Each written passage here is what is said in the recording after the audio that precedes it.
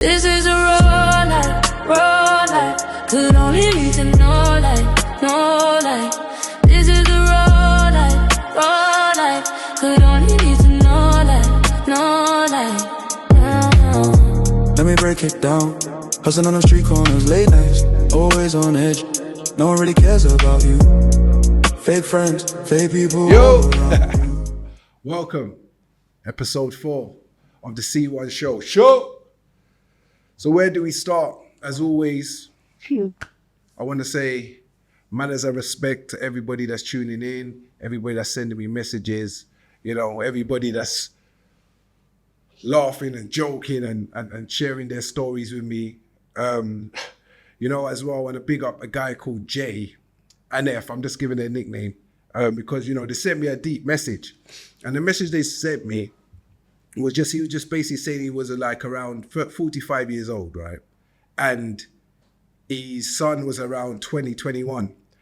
And it was touching because he was saying, you know, how him and his son, they have the best of relationship, but since through this show, they have something to watch together.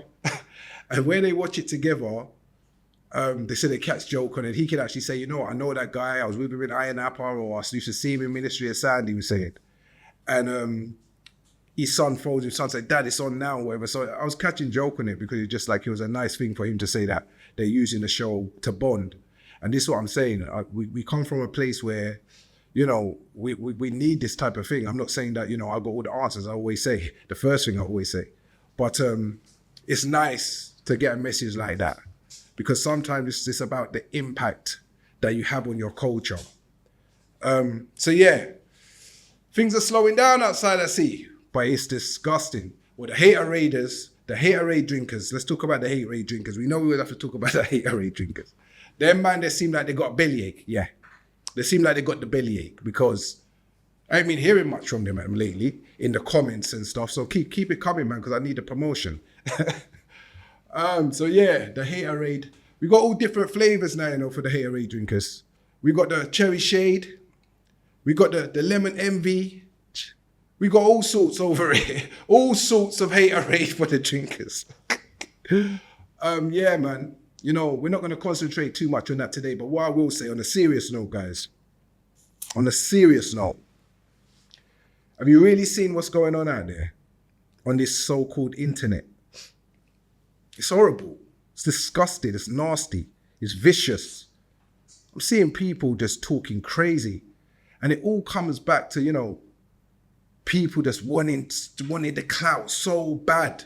It's like, I'm watching this and I'm saying, is this really possible? Because you see me now, from this day on, don't talk to me about no street stuff, no nothing. I've got amnesia. Amnesia. I have amnesia. I'm not talking about the smokes. Amnesia. I don't know nothing about nothing because this is nasty out there. For the viewers that don't even know what I'm talking about, it's best you don't know what's talking about. Because let's just go to the word called clout. Damn. They're doing anything for clout. Remember one time there was something, you know, that was going on around the world, what was as dangerous, the most dangerous drug. And the most dangerous drug is attention, right? Mixed with clout. So before the drug was clout, they were chasing the clout. And what came with the clout was attention. And it was just for the attention, okay? So 2026, maybe 2025, it's changed, guys. It's changed where people are chasing clout because they know that they can eat from it. Okay, that's where we're at now. People are chasing clout because they're realizing the more they so, the more ching can come in. Do you know what I mean? So the gossipers are gossiping, as we said. Hashtag, I know they're upset as well in the comments I'm hearing because I got an army out there in the comments right now. Hashtag, we don't care. We want money. Hear man talk about that. Yeah, but anyway, back to the clout. The clout's so disgusting, guys. We're going to have to bring a new one. So, guys, when you see these clout-chasing brothers, we're going to open a restaurant. Yeah. We're going to open a restaurant. We're going to open a restaurant for the clout chasers. And this restaurant is going to be called Clout and Waffle. Clout and Waffle. We're going to open this restaurant here And I want you guys to let me know who should be the CEO, who should be the manager, who should be the cleaners. Go in comments and just start hashtagging clout and waffle, because there's a lot of man chasing clout and there's so much waffle. And I ain't talking about the waffle, that type of waffle. You know the waffle we're talking about, because the clout and the waffle, these guys are eating from now. And this is my whole thing.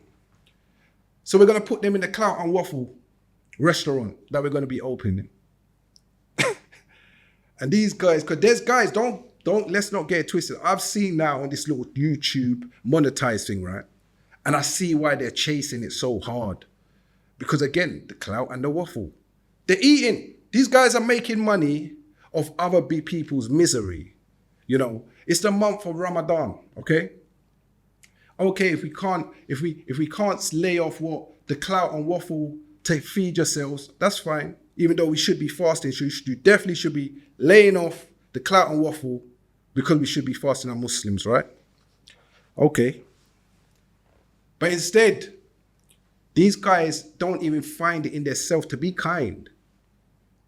Like, you know, you might have to still do what you have to do because of your job, okay? And we're in the Western world.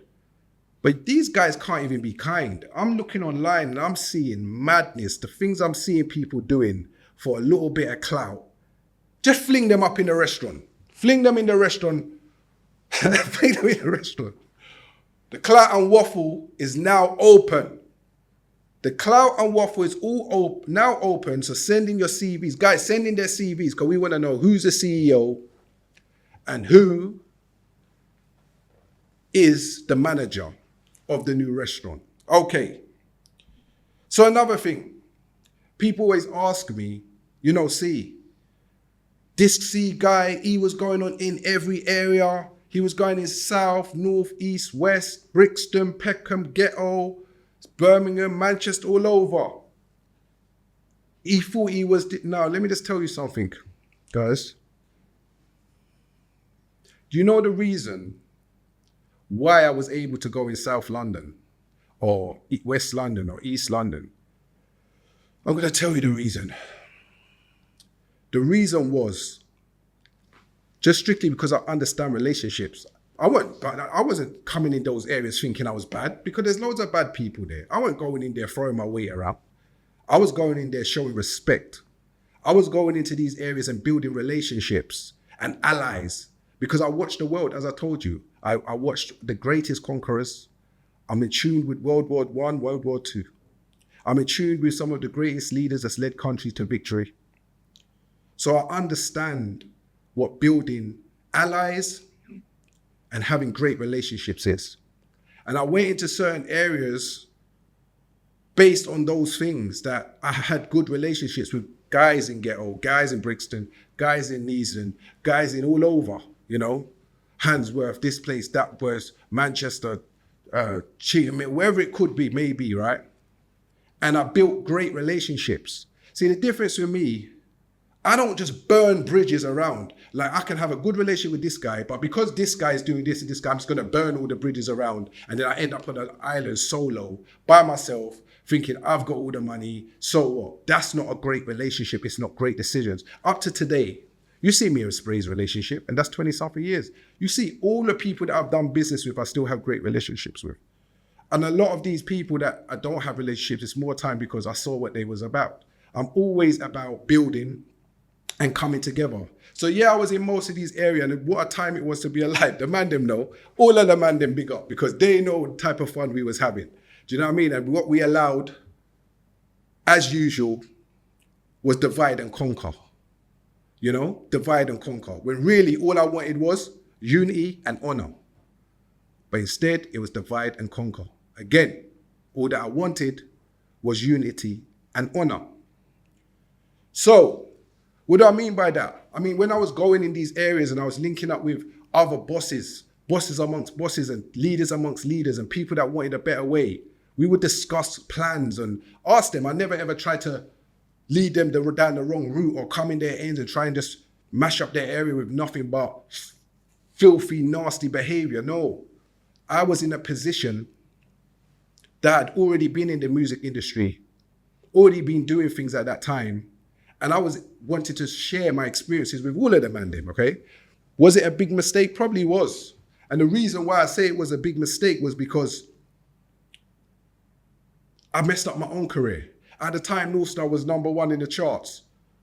At the time, Rolling Was the Nines was in the cinema.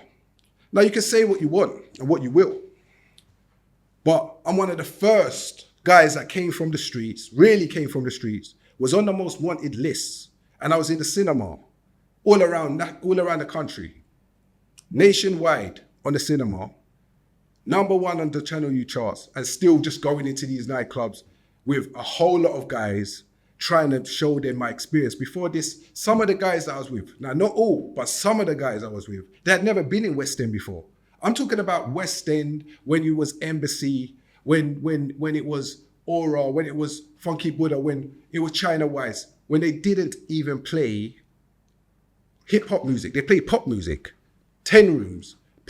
Only 10 rooms played R&B music. And I bring these guys down here so they could see the life, what I was shown, you know, taking people faces. Black people couldn't get in faces. 195, Essex, New Bar, these places, okay, that man had locked down. Again, I didn't have them locked down because I was going there thinking I was the baddest. I had it locked down because of great relationships and building allies.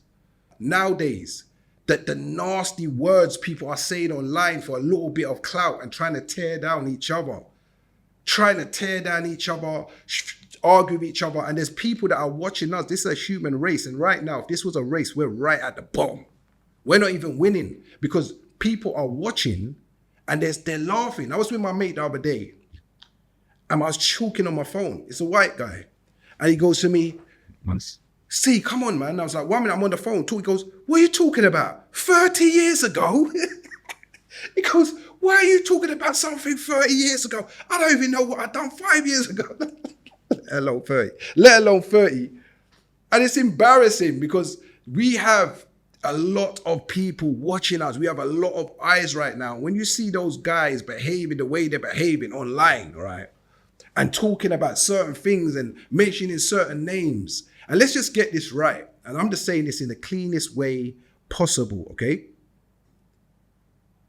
Certain man got off lightly.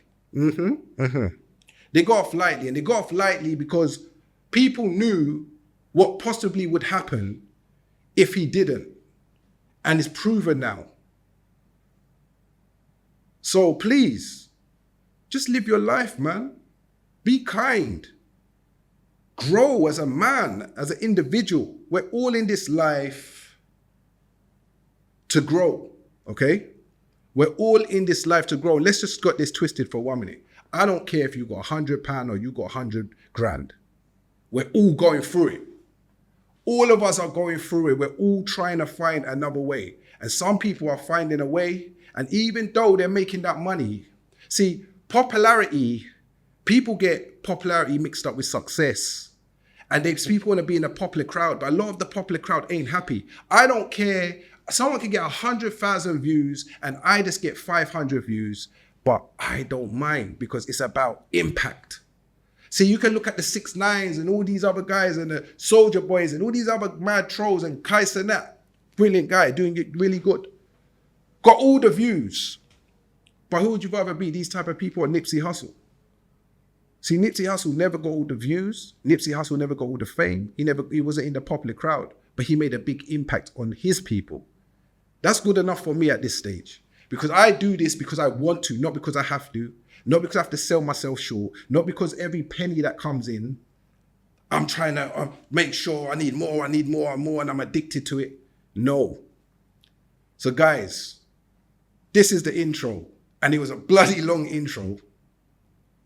But stay off the HATERAID and let's put our new employees into the Clout and Waffle restaurant. So let's push that to the side. Let's push that to the side.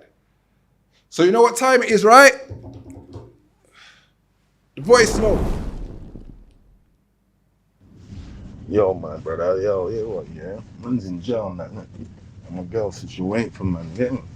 Bro, like, she's moving mad shady and that, you get me? Like, when I call on that, she's saying, like, yeah, she was sleeping, that's why she wants to call, but yeah, it's all mad. Yeah. Guys, you hear that? Man said he's in the bin, he's in jail, and he's phoning his girl, she's moving shaky. She ain't answering her phone. Bro, don't worry about it. Give her a space. Listen, as long as she's coming to visit you. When I went to jail, when I was in jail, I used to tell the girl, don't even visit me because I can't even take that heartache and phoning them and they're not answering. And I don't know how it is now. People have mobile phones and stuff because I was in the beginning of that mobile phone era. I remember when you used to have to get your phone cards or bump a man's phone card, beat him at pool or table tennis and just get your biscuits and get your phone card and try phone your gal and it was long. But as long as you're getting what you need and she's coming on your visits, allow her, give her some space. It depends how long you're doing. Maybe her engine needs service.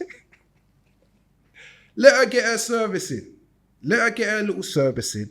Let her get herself fixed up. As long as she's coming on your visit, she's doing what she needs to do for you. Lay off the pressure on her, man. Don't give her so much pressure, man. I know I understand what you're saying. I do. I understand exactly what you're saying. And I know that your heart's beating Buddha in your chest when she's not answering. But you know what, bro? You got a bird there. You need to just worry about making yourself a better person. So by the time you get out, you don't ever end up in this position again where you have to rely on anybody because it's a horrible position to be in. But that young lady, maybe she is sleeping, maybe she ain't. Maybe she needs a service. Maybe her own needs changing. But what you don't know, won't hurt you, so they say. So brother, what I would say, if she's your woman and you really love her, have a discussion with her and let her know, yo, babe, this ain't really working for me that you're doing this. And draw her out. Draw her to say, no, I don't care. I don't want to wait for you. And whatever words she tells you, please believe it, brother. Please believe it. Take her words and rather you shut up and you deal with it, or you just get rid of her and go and find another thing. Because you know there's things out there that will definitely wait for you. So yeah, that's my answer to that. Just keep pushing on yourself. Worry about what you need to do. And don't worry so much about her, okay? Next question. Yo, bro. Yeah, man. Road doesn't pay me anymore, man, you know. I need to get a job, bro. But I don't know, man. I feel like what? Would I look like a waste man if I got a job? What do you think? Boy. So what he said was, the road thing ain't working for him. It ain't working for a lot of people right now, to be honest with you. And if he gets a job, will he be a waste man? Come on, bro, man. Right now, no disrespect to my road guys and people that's on the road and they're hustling, because hustling is hustling, you know. As I told you this before, whether you're hustling from McDonald's, whether you're hustling from wherever you're hustling. But let's be honest, man. That road stuff ain't looking appealing. More time, it's actually changed. If you're asking me if you get a job, are you a waste man because you're not working on the road? You need to reverse that because it's kind of gone full circle now. Because this is about the women. The women are looking at man that's on road, that they're waste man, and the man then with a job are going on with things. Guess what? Because whether they're not bringing in the big income or not, monthly, their credit score's going up. So they've got the flyest whip outside. They're financing the kettle. They've got the fake clothes on that's looking like the real thing. So what is it? So who's the waste man? Get your job, yeah? Get your job. I don't know what age you are, because learn your trade now. Because believe me, if you're in your 20s, by the time you get to 40 something, you're going to go and get a job anyway. So you might as well get a job now and start climbing the ladder, okay? And as for that word waste man, no disrespect, but if you ain't got a job in 2026, when there's little kids that are working as bloggers and YouTubers and working on the train tracks and all sorts of jobs are out there,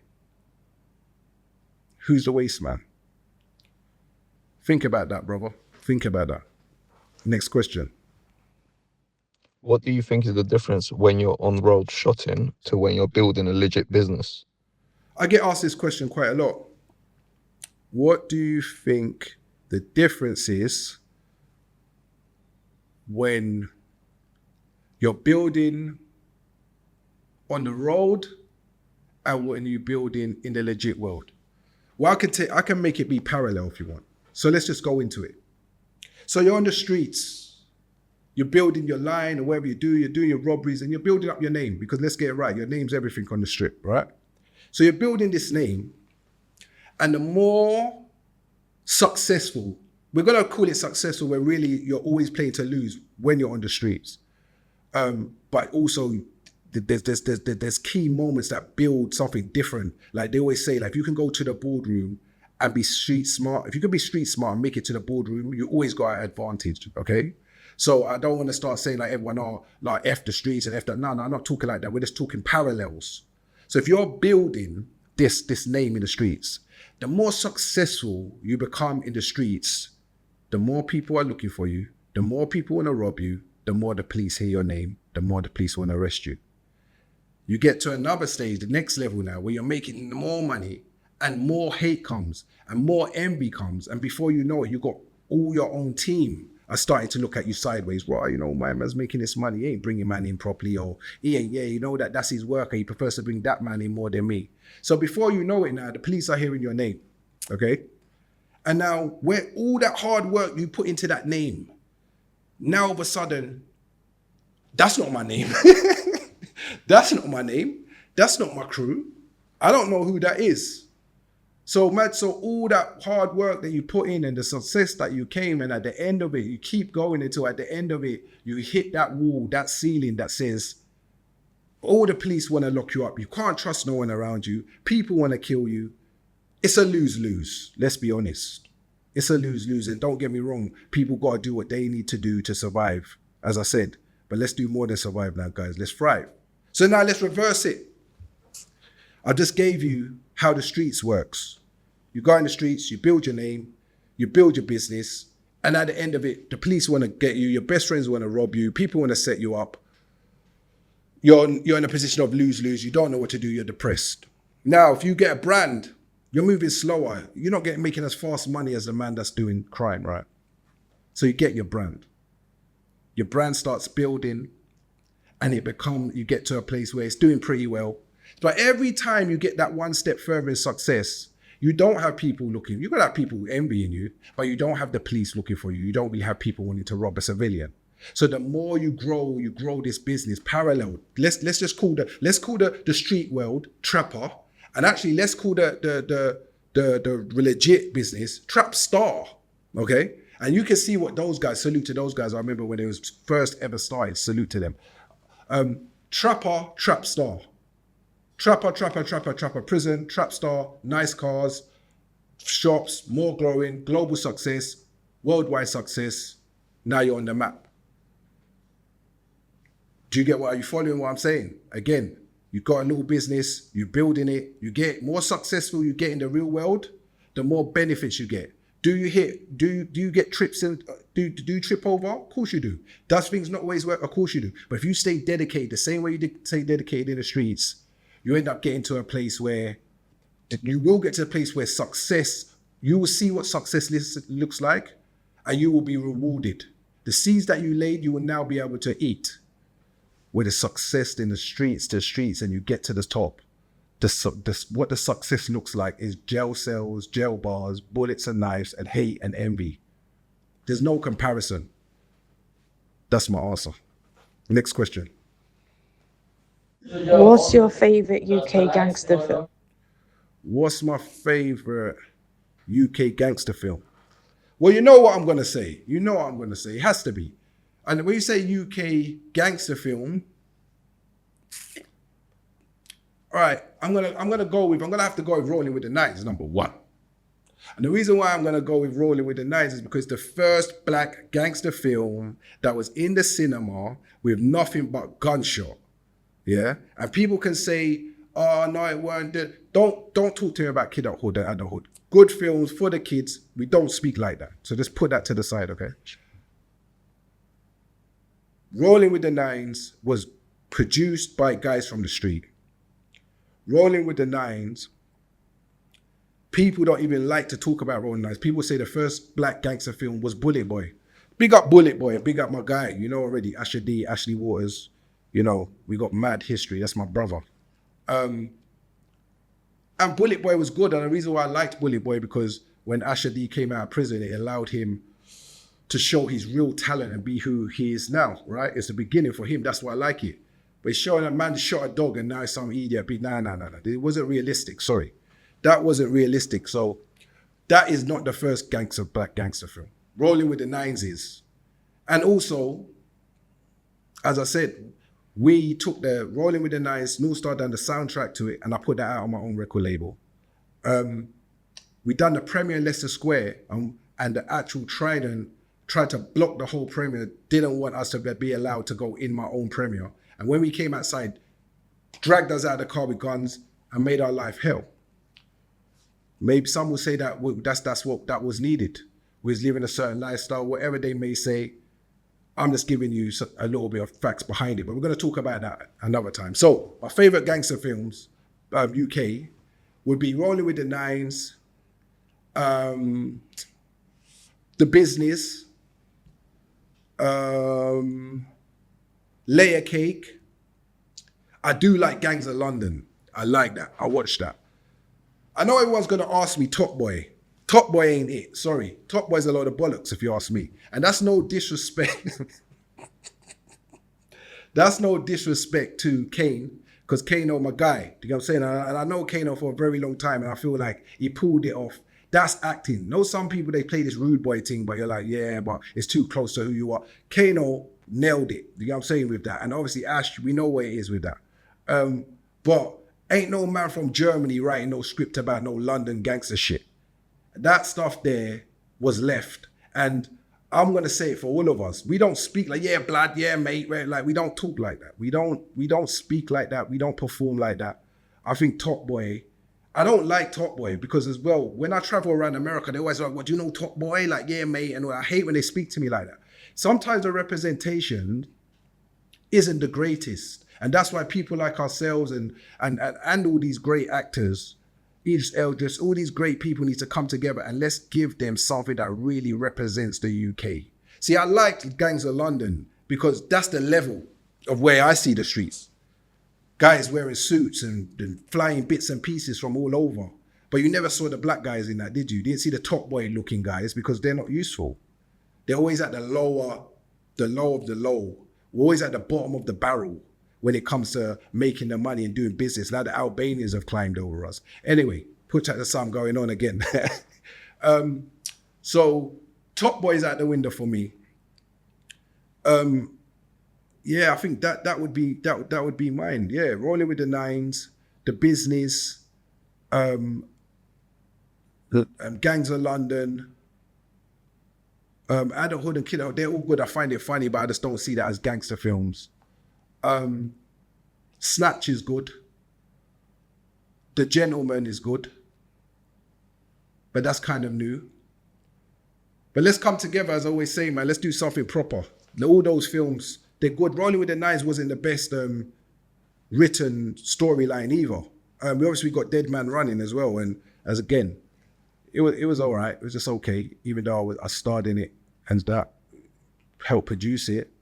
It was okay. So I can't really blow my own trumpet. But yeah, that would be, I probably missed some out, but that'd probably be my top of the UK gangster films. Next question. Hi, I would like some advice. I've been a stripper for 4 years.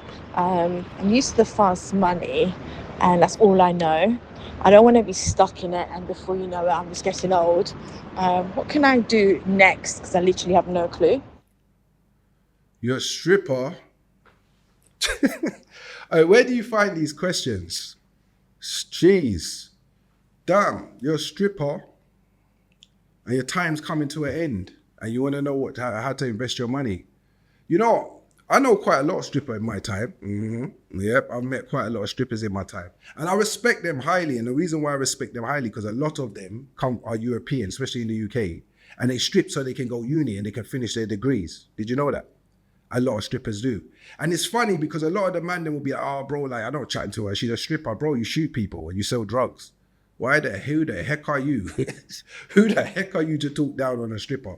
That's I feel like trapping or whatever they call it now. For women, is stripping in some ways.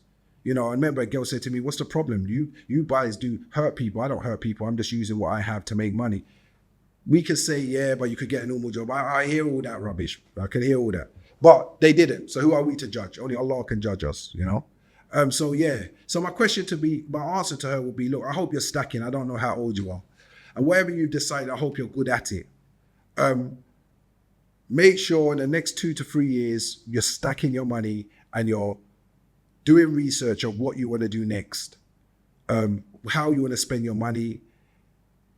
If you're still confused, maybe put your money in property, which isn't the greatest right now, especially in this country. If you want to know how to make some more money, just, you know, come over here, have a look at our page. We've got a few courses that help people. As I said, we've got a good few courses. Streets are legit. Just click on the page, man. I think you guys are forgetting to click. I know a lot of you have been purchasing the courses. I appreciate it. But yeah, if you're a stripper and you don't know what to do next, just save as much money as you can, because one day your beauty is going to vanish. And if you still don't know what to do after your career, make sure you get one of those man there that's in that club and make sure they're your sugar daddy, because it's hard out here, man. And once you've made a certain amount of money, whether it's in the streets or a certain amount of money stripping or OnlyFans, when it comes to an end, it's very, very, very hard to replace that with something totally legit. And that's why a lot of people that come from that type of dancing background or come from the street, selling whatever, doing whatever in the street, find it very hard to make the transition, because you don't make money as fast and as fluent as the money you're used to getting. So your outgoings that are already high in a certain lifestyle that you're used to having automatically declines. And nobody wants that, because, you know, you're in your comfort zone. But, you know, move out your comfort zone, adjust your comfort zone while you can before it's too late and it shrinks and it chokes you and you end up with nothing. That's my answer to that. Hey, so my question to you is, how did you get to meet 50 Cent? See, this one, not sure if I really want to answer it right now, because it's going to be a long one. I don't know how much, you know, I got a few things to do after this, but I'm never going to rush for the people. This is my show. It's the TheC1Sho. So how did I meet 50 Cent?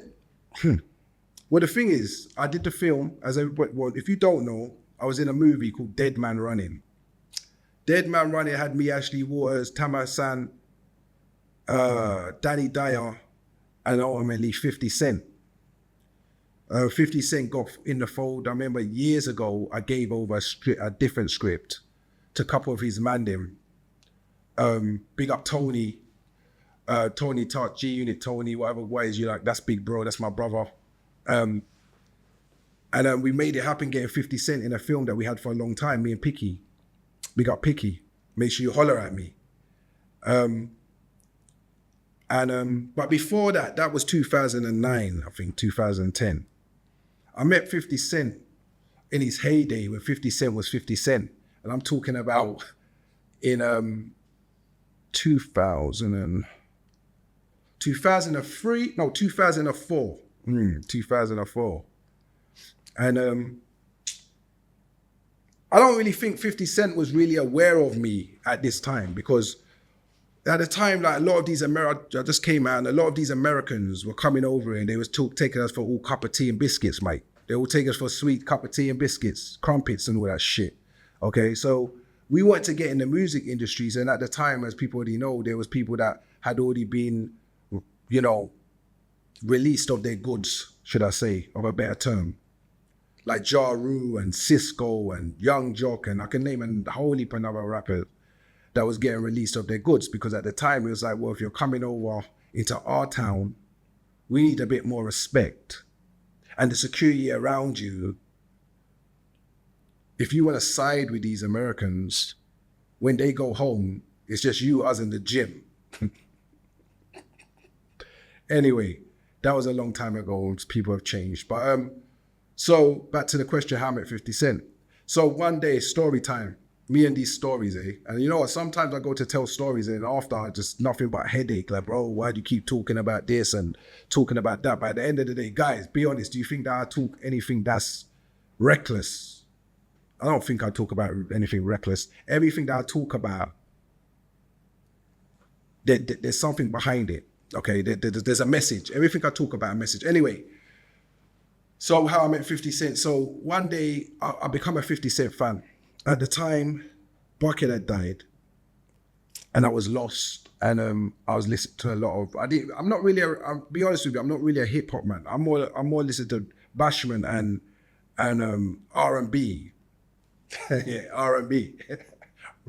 Robberies and badness, but anyway. Yeah. So I got the Get Rich or Die Trying album.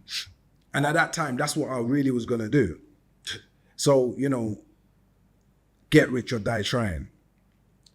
So listening to this record.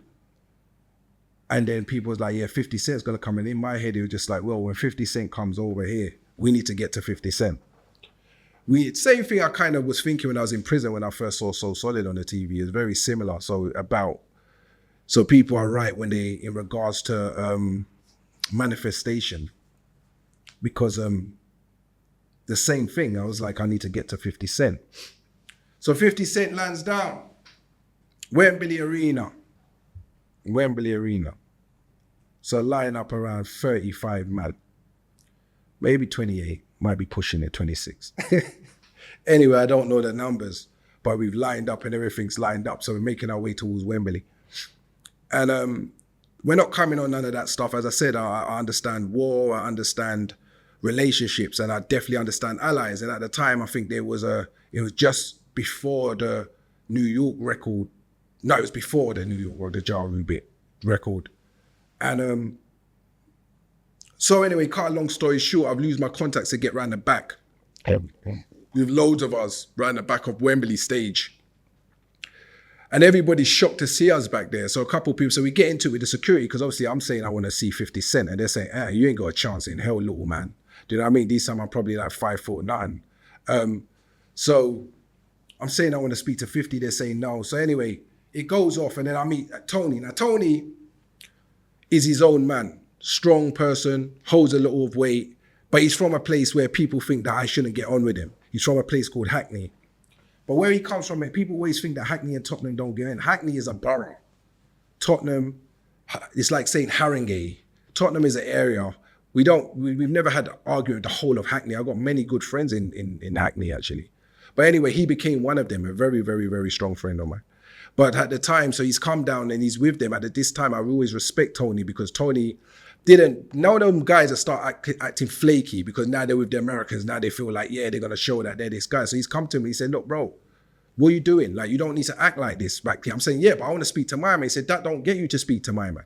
And at the time, there was a guy, a mad Puerto Rican guy, an iconic manager, an icon, should I say, in the industry that's built relationships and built artists from Missy Elliott to Busta Rhymes to 50 Cent to water deals to Ciroc deals, called James Cruz. So them guys have come over and the Americans are like, who the heck is this guy? But obviously, you know, Rare's local and everything's on the hip. You get what I'm saying? So for certain things, situations. So I'm saying I want to meet him. So basically, they take to me. I start speaking, and once I start speaking realistic. You know, I'm just saying to him, look, this is our town. I'm trying to do music. All I want to do is get to connect to my man and this and that. He probably don't even know what's going on at this time outside. Do you know what I mean? So they said, look, we're going from here. We're going to go Birmingham, and then we're going Nottingham, and then we're going this. You can follow us on a tour, but you can't come with this amount of man. Chill out right now, and we're going to let you get to speak to him. Okay? So what happens after that? So what happens after that is that I say to myself, you know, I think they're trying to, you know, tell me something that, like, to just get me out of here. So anyway, I calm down, we leave. They take my number. Around 5 minutes later, I get a call. Not 5 minutes, 2 days later, I get a call. They're rushing, the Birmingham guys are rushing the back door of the same thing we done in Birmingham. So anyway, they bumped into Tony, these guys, and then Tony and them said, look, we know C, and they said they know me, and then they've just been love up there. So now they realize that man's got a little bit of strength. So now they're like, all right, cool. Phone me. Now they're like, look, we're going to take you on tour. So they come and link me, and then that's how my relationship from 2004, you know, I think I finally got to meet 50 Cent. Not no big thing. He probably didn't really know who I was at that time, but I was just rolling with the whole crew. I was rolling with Hove. I was rolling for all the real little American rude boys that was with him. Tony was staying up there, Debbie, and obviously James Cruz from Violator. And I'm not going to go fully into that. That we can stop that there because it's just, if you want to hear more of that story, how I really met 50 Cent and what really happened when I was on tour, and they took me to Spider-Man premiere in Germany. He took me to Spider-Man in Germany and many other places. And this again goes back to what I was saying. We don't do clout chasing. All I have ever done is built great relationships. And then I will say how my relationship blossomed with 50 Cent, as 50 Cent is one of the realest entertainers or realest rappers or whatever I've ever came across, considering his superstar status. That's that. That's the end of the question, of the voice note. That was a long one. Next. This is the part where we want money, okay? This is the part where we want money. So, I'm gonna let Warren take the floor. Well, I'm not even gonna announce the product. I just want Warren to explain exactly what it is. Warren, take the floor and let's get them that money.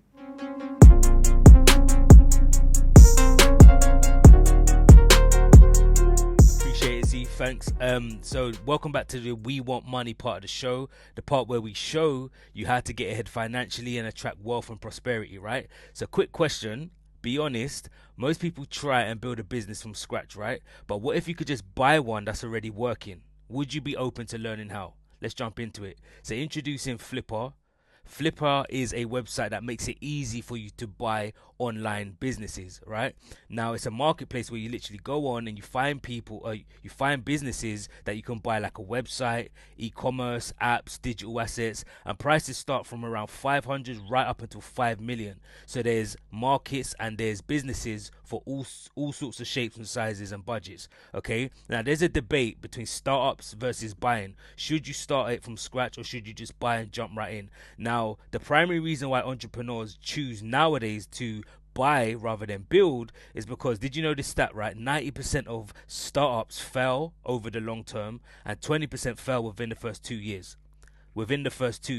Right? Whereas when you're buying, you have a significantly higher success rate, 57%. So you're increasing your chances, right, of succeeding. Now, who am I? My name's Warren. I'm a digital assets growth consultant. I've worked in Amazon FBA. I've got clients in e-commerce, digital marketing, and many other markets. Now, I've built myself and sold multiple online digital assets using Flippa. And like I said, I say this not to impress you, but to impress upon you that digital assets like Flippa, they're the future, okay? And this is how you get a cut of your slice of the pie. So just in one sentence, just think of digital assets of like property that can be bought and sold, right? Literally. So all you need is a Wi-Fi connection and a laptop. So why digital assets? Real quick. Low overheads. You're not spending a ton amount of money every month on stock. Like I said, all you need is a laptop and a Wi-Fi. Global. You can operate this from a beach in Bali, in Australia, South Africa, Dubai, wherever you want, right? Like I said, as long as you've got the laptop and you've got access to logins, you're fine. You can automate this, so you can hire VAs, which is short for virtual assistants, to run this whole thing for you, so you can kind of live hands off. And it's scalable, meaning there's no ceiling on your income. You can keep doing this. Now, you don't need physical locations. You don't need to be tied to a desk or a job or anything like that. You don't need large amounts of staff, and you don't need to roll out no heavy infrastructure. Okay, now I want you to think of it like this. Most of us are using the internet to scroll and look at videos and consume content, whereas the major players and the people that are working smarter, they're building assets using Flippa, they're generating income, and they're buying and they're selling businesses. Just like you could flip stuff, all sorts of stuff, cars, jackets, clothing, jewelry. This is another thing that you can flip, right? And in the closing of it, if you like the idea of buying, right, as opposed to starting. Because let's be honest, how many of us have tried to start or get something off the ground? You've probably tried a couple ideas to trying to get them off the ground, and it can be quite tough, right? But whereas if you jump into something that's already working, already proven, and already set up, you're just jumping into the driver's seat, gear 3, gear 4, you're good to go, you hit the roads, right? You'll be in profit in day one, as opposed to try and build it up. Most people get disheartened, they end up walking away, and that's it. So if you want to explore Flippa some more and see what opportunities are out there, we're going to leave a link in the bio below, and I'll see you next week. Back to you, C. Okay. So now, guys, we're coming to an end. This is the outro. Yeah, this is the outro. And today we're going to speak about ego and pride. So we're going to go into ego and pride. And the reason why I'm going to talk about ego and pride, because ego and pride destroys you.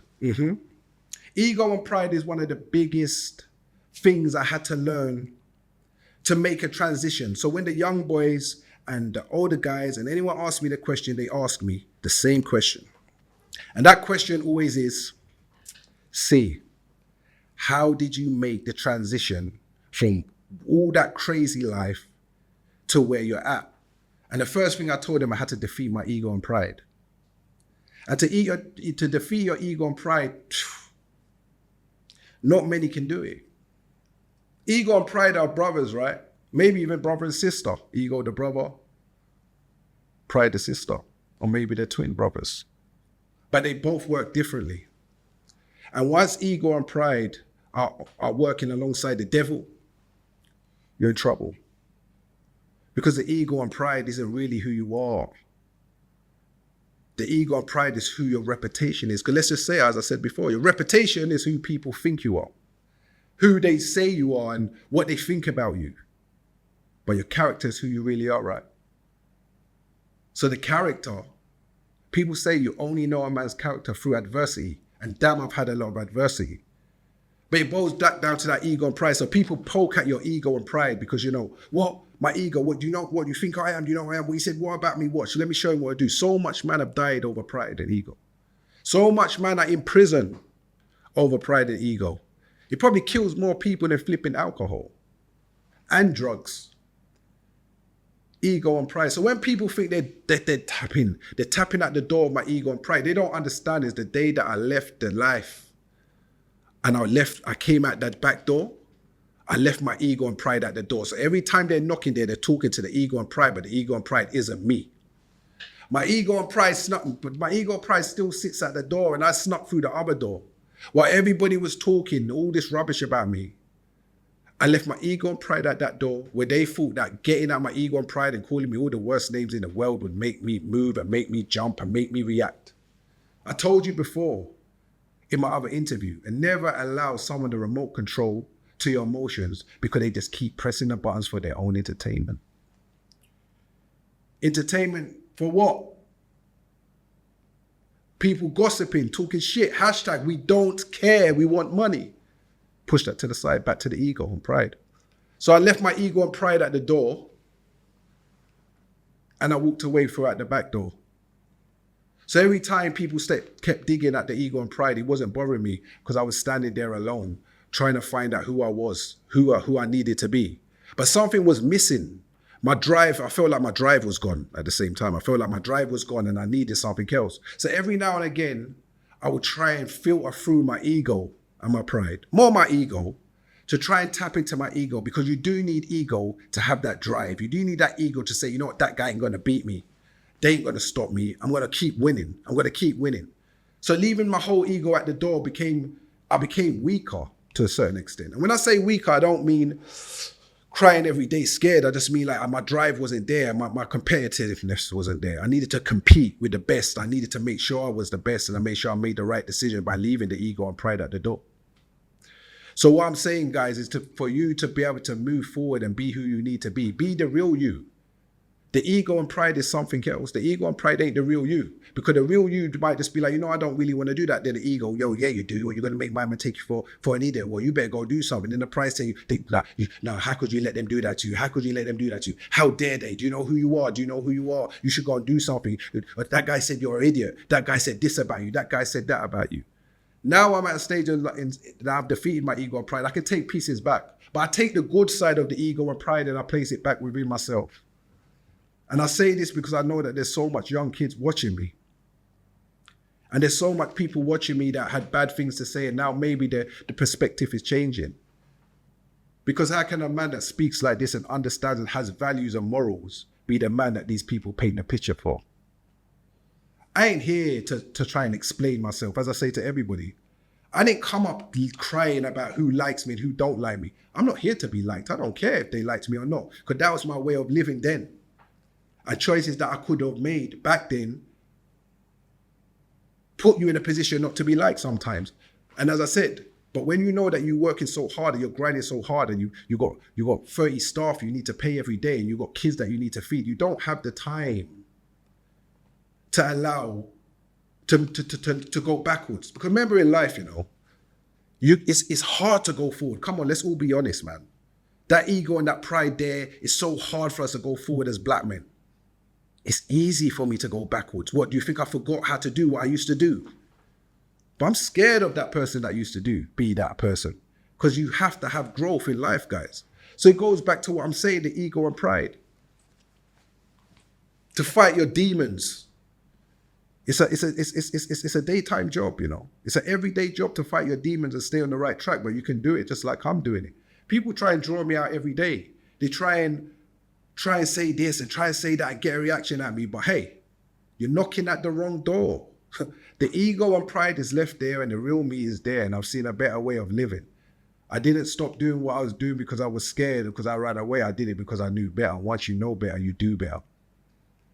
And this isn't me just trying to just preach and go on. This is a C1Sho. We're giving you reality. We're giving you gems. We're giving you experiences. As I said, I'm not here trying to talk about other people and tear down my own people and laugh about things and then worry about why people don't like you. There's people out here tearing down people to make money, talking bad of people to make money, burning all their bridges, not caring who's friends and who's friends with this person, who's friend. They don't give a damn as long as they fulfill their sensitivity and their ego.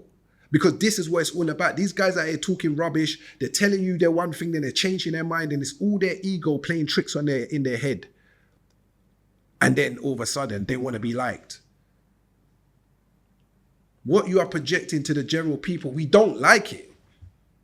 What you're projecting to, why do you think the hashtag "we don't care, we want money" is going everywhere? Because the truth is this, we don't. We're not interested. We've lived a long time of just following the wrong and poisoning our own people. Time and time again, a vicious cycle. And I keep saying this as well. I'm not saying I'm some guy that knows it all, and I'm just trying to make people know that what I'm voicing, I know you know. I know you know. A lot of us know where we come from. We actually know, because we're getting to that age where we would have liked someone doing this to our kids, or we want, like that guy said, to be able to sit and watch things together with our kids without being embarrassed. This is embarrassing. We're embarrassing ourselves. Like, come and look at the ego and the pride, what I just said. The ego and the pride I had to leave at the door. And I also had to take steps of maneuvering away from a crowd that I once loved. Maneuvering from a crowd that once loved me, but through success became somebody that would like to portray me to keep me where it benefited them. Okay? And then we got people like Brother Tanner. I don't know what happened in that situation. I don't know if he's good or bad. I don't know if he's guilty or not guilty. I don't know. All I know is that he's a brother that came from where we came. He's 46 years old, and some way he's being mixed up with the youths of today, where there's no respect, no remorse, and something mad's happened. RIP to the person that lost their life. I'm just saying that isn't what it is. That could happen to me. That could happen to any of us. That could happen to our sons. That could happen to... That's because when are we all growing up? It's sad what's happened to him. It's sad what happened to the kid that died. How much times are we just going to sit here and keep talking about it's sad? We've got to get rid of the ego and the pride, because I'm telling you now, that ego and pride right now and the internet is a very bad mix. And I'm telling you, that clout and waffle restaurant mixed up with ego and pride is a disaster. And I'm telling you, somebody's going to get hurt. Somebody's going to get hurt. And I hope to God that we realize that coming together is the only way we're going to slow down the foolishness and eventually get the money, get the casher, and let's just all win together. It's a C1 show. Peace. This is a raw life, could only lead to no light, no light. This is a raw life, could only lead to no light, no light. Let me break it down. Hustling on the street corners, late nights, always on edge. No one really cares about you. Fake friends, fake people all around.